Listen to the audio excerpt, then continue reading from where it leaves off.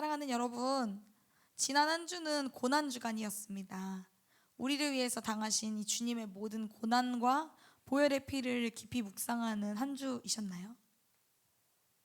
각자 학교와 학원 등으로 바쁜 스케줄 때문에 새벽 예배의 자리를 함께 하지는 못했지만, 그럼에도 각자의 자리에서 이 주님의 은혜를 깊이 묵상하는 시간이었을 것이라고 분명히 생각합니다. 주변을 둘러보면 우리 주위에도 참 고난이 많습니다. 학업과 진로, 인간 관계 속에서의 문제, 혹은 가정의 문제, 건강의 문제. 이런 고난들을 우리가 마주대하게 될 때 우리는 찾아오는 괴로움에 정신을 못 차리고는 합니다. 이 괴로움의 끝이 정말 찾아올까? 어떻게 이 문제들을 해결해 나가야 할까 하고는 한 치 앞도 보이지 않음에 마냥 주저앉아 있기도 합니다. 그러나 여러분, 우리 삶의 문제와 모든 고난에 깊이 공감하시고 힘 주시는 분이 계십니다. 예수 그리스도께서 맞으시고 찢기심으로 우리의 모든 아픔과 고통을 지셨고, 십자가에서 홀로 아버지와 단절되심으로 우리의 모든 외로움을 지셨습니다. 예수 그리스도께서 이 모든 것을 지고 우리의 모든 예수 그리스도께서 우리의 이 모든 것을 지고 죽으심으로 우리의 모든 괴로움과 싸워서 이기셨습니다. 그렇기에 우리 앞에 이 괴로움은 영원한 것이 아닙니다. 우리를 위하여 잠시 허락된 것이고 반드시 끝날 것임을 믿으시는 여러분들 되시기를 바랍니다.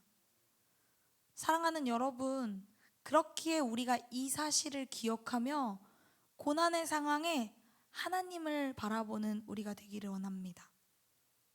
하나님께서 열어주실 이 하늘의 문, 이 하늘의 창을 기대하며 나아가는 우리가 되기를 바랍니다.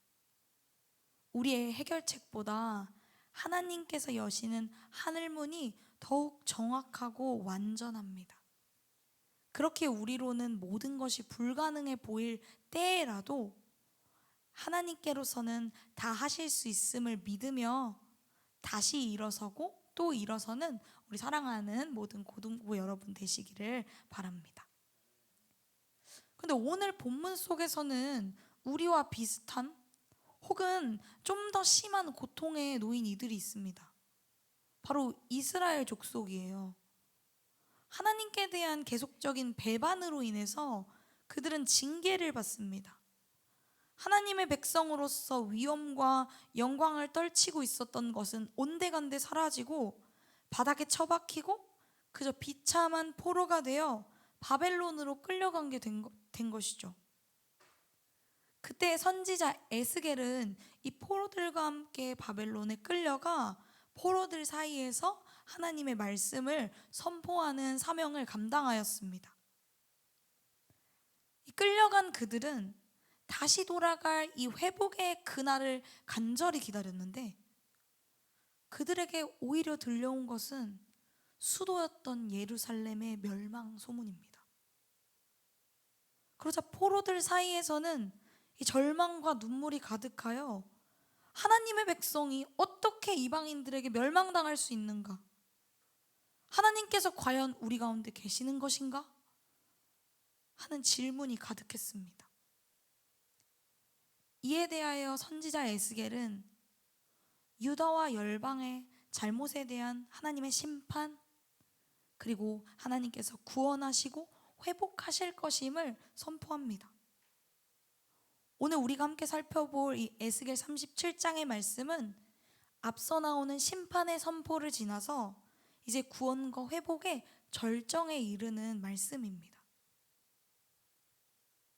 하나님께서 이 에스겔을 권능으로 이끄셔서 한 골짜기로 데려가십니다. 에스겔이 주위를 둘러보니 온통 뼈들이 가득 놓여 있습니다.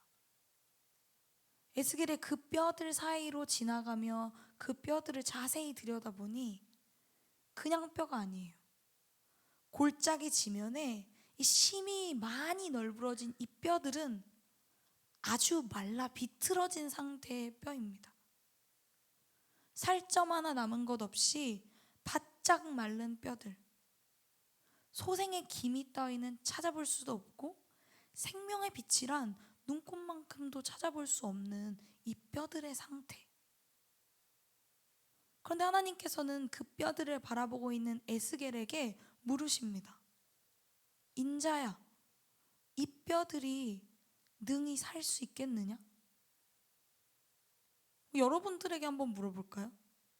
말라 비틀어진 뼈가 다시 살아날 수 있을까요? 100번 양보해서 시체라고 해봐요. 시체라고 하면 그럴 수도 있겠다 하지만 이미 살점이 너덜너덜 다 떨어져 나가고 말라 비틀어진 뼈가 살아난다는 것은 굉장히 터무니없는 이야기 같습니다. 우리 치킨 먹고 버려진 닭뼈만 해도 다시 살아있는 닭이 될 수는 없잖아요. 그러나 이 너무나 터무니없는 질문에 대해 에스겔은 이렇게 대답합니다. 주 여호와여, 주께서 아시나이다. 에스겔은 이 말라 비틀어진 뼈, 이 생명에 대한 소망도 희망도 없는 이 뼈들의 살아나는 것도 하나님께서 알고 계신다라고 이야기합니다. 그는 이 모든 일의 주권이 하나님께 있다라는 것을 잘 알고 있었습니다. 에스겔의 이러한 고백에 대해 하나님께서는 말씀하십니다. 4절 5절 말씀입니다. 너는 이 모든 뼈에게 대언하여 이르기를 너희 마른 뼈들아 여호와의 말씀을 들을지어다. 내가 생기를 너희에게 들어가게 하리니 너희가 살아나리라. 맞습니다. 에스겔의 고백처럼 참으로 모든 일의 주권자는 하나님이십니다. 하나님께서 살리겠다 하시니 마른 뼈가 살아날 것입니다. 하나님께서 그들 안에 생기를 불어넣으시니 마른 뼈가 살아날 것입니다. 이에 에스겔은 하나님의 말씀을 따라 이 말라 비틀어진 뼈들에게 대언합니다. 그러자 그 즉시 뼈들이 맞아 서로 연결되며 참으로 회복되어지는 기적이 일어납니다. 하나님께서는 이제 이 완성된 이 뼈들에 대하여 이 생기에게도 대언하라고 하십니다. 그러자 사방으로부터 생기가 불어와 이 죽음을 당한 자에게 불어서 그를 완전하게 살려냅니다. 생기가 마른 뼈에게 들어가니 마른 뼈가 곧 살아나고 일어나 서게 됩니다. 심지어는 좀비같이 간신히 세워진 것이 아니라 극히 큰 군대로 세워집니다. 에스겔은 이 바짝 마른 뼈들, 희망도 소망도 없었던 이 뼈들이 살아나고 큰 군대로 세워지는 이 놀라운 기적의 역사를 보았습니다. 하나님께서는 그리고 또 말씀하시는 거예요. 인자야, 지금 내가 본 이 뼈들은 이스라엘 온 족속이라. 그들이 이르기를 우리의 뼈들이 말랐고 우리의 소망이 없어졌으니 우리는 다 멸절되었느니라 하느니라. 근데 하나님께서는 이 뼈들이 이스라엘 백성이라고 하시는 것이죠. 이스라엘이 장기적인 고통과 예루살렘의 멸망으로 말미암아 희망을 완전히 잃어버렸습니다. 그래서 스스로 자기들에 대하여 말하기를 우리에게는 소망이 없어져 버렸다. 우리는 다 멸망해서 없어져 버렸다라고 말하였습니다. 그런데 하나님께서는 과거에 선지자 이사야와 예레미야를 통하여 이 징계의 때가 지나게 되면 하나님께서 반드시 그들을 다시 회복시키실 것이라고 약속하신 바가 있으셨어요. 이에 대하여 이스라엘이 취해야 할 태도는 말씀을 기억하며 이 괴로움의 기간이 아무리 길지라도 하나님 바라보기였으나 이스라엘은 징계의 괴로움 속에서 그리고 또 들려오는 이스라엘의 멸망의 소문 속에서 하나님을 향한 신앙을 잃어버리고 좌절하고 절망 가운데 살아가고 있을 뿐이었습니다. 이에 하나님께서는 에스겔을 통하여 스스로를 마른 뼈로 여기는 이스라엘에게 앞으로 이루실 일들을 보이시고 또 선포하라 하고 명령하시는 것입니다. 그런데 사랑하는 여러분, 이것은 다만 이스라엘의 모양이 아닙니다. 우리도 삶 속에서 발생하는 여러 상황들로 말미암아 스스로를 마른 뼈처럼 여기고 있지는 않은가요? 지속되는 관계의 어려움 속에서 마른 뼈? 가정의 문제 속에서 마른 뼈? 열심히 준비했던 진로가 계획대로 되지도 않고 세상이 말하는 것을 보니 내일도 없고 절망도 없어지니 마른 뼈로 놓여 소망도 희망도 단 한 점도 없어졌다고 말하고 있지는 않은가요? 들려오는 이 세상의 소문들 속에서 어느새 믿음을 잃어버리고 절망과 좌절 속을 살아가고 계시지는 않은가요? 사랑하는 여러분, 이에 하나님께서는 오늘의 말씀을 통해 우리에게도 앞으로 하나님이 이루어 나가실 것들을 선포하고 계시는 것입니다. 내 백성들아, 내가 너희 무덤을 열고 너희로 거기에서 나오게 하고 이스라엘 땅으로 들어가게 하리라. 내 백성들아, 내가 너희 무덤을 열고 너희로 거기에서 나오게 한즉 너희는 내가 여호와인 줄을 알리라. 내가 또 내 영을 너희 속에 두어 너희가 살아나게 하고 내가 또 너희를 너희 고국 땅에 두리니 나 여호와가 이 일을 말하고 이룬 줄을 너희가 알리라. 하나님께서는 우리에게 우리의 무덤 문을 친히 여시고 우리가 나오게 하실 것이라고 하십니다. 무덤은 죽은 자들이 묻히는 곳, 마른 뼈들이 빽빽히 차 있는 곳입니다. 그러나 여러분, 단순히 무덤의 문을 열어둔다고 해서 죽은 자가 나올 수 있을까요? 무덤을 나온다라는 것은 살아있는 자들이 할 수 있는 특권입니다. 하나님께서 우리를 무덤 밖으로 나오게 하시겠다라는 것은 우리를 반드시 살려내시겠다라는 것입니다. 마른 뼈와 같이 지쳐 널브러져 있는 우리에게 하나님의 영, 성령을 부어주셔서 우리로 다시 살아나게 하시겠다라는 것입니다. 바짝 말라 비틀어져 있는 우리 위에 힘줄을 두고 살을 입히시고 가죽으로 덮어 완벽하게 회복하신 후에 생기까지 더하여서 온전히 살려내시겠다라는 것입니다. 그런데 우리의 상황을 보면요, 세상이 말하는 걸 들으면요, 꿈도 소망도 없어요. 인구 감소로 인해서 교육 직종은 점점 전망을 잃어버릴 예정이며 AI의 발달로 기술직들은 일자리를 잃을 예정이며 기후변화로 많은 음식들이 사라지거나 대체되어서 많은 직업들이 없어질 예정이고 의사도 지금 난리잖아요. 그러나 여러분, 오늘 하나님께서 이런 절망의 상황에 놓여 있는 우리에게 질문하십니다. 이 뼈들이 능히 살아날 수 있겠느냐? 우리 하나님은 전능하신 분이심을 믿으시기를 바랍니다. 주 여호와여, 주께서 아시나이다 하며 이 뼈들이 살아날 수 있겠느냐라는 질문에 대하여 네 하나님 하고 대답할 수 있는 우리가 되기를 바랍니다. 이 절망과 고통의 상황 속에서 하나님께서 우리를 다시 회복시키실 것이며 참으로 살아갈 수 있게 하실 것입니다. 우리가 고개를 들어 주님을 바라볼 때에 우리는 하나님께서 정말 살아계신 하나님이시며 말씀하시는 그 모든 바를 참으로 이루시는구나 하는 것을 더욱 깨닫게 될 것입니다. 하나님께서는 우리를 반드시 살려내실 거예요. 그런데 이를 위하여 우리가 취해야 할 모습이 있습니다. 먼저는 하나님의 말씀을 대언하여 이를 것과 하나님의 말씀을 들을 것입니다. 여러분, 우리가 먼저 마른 뼈들처럼 비틀어져 있는 자들로서 하나님의 말씀을 듣는 자들이 되시기를 바랍니다. 우리에게 약속하시는 하나님의 말씀을 듣기를 바라요. 그러니 예배의 자리를 사수하세요.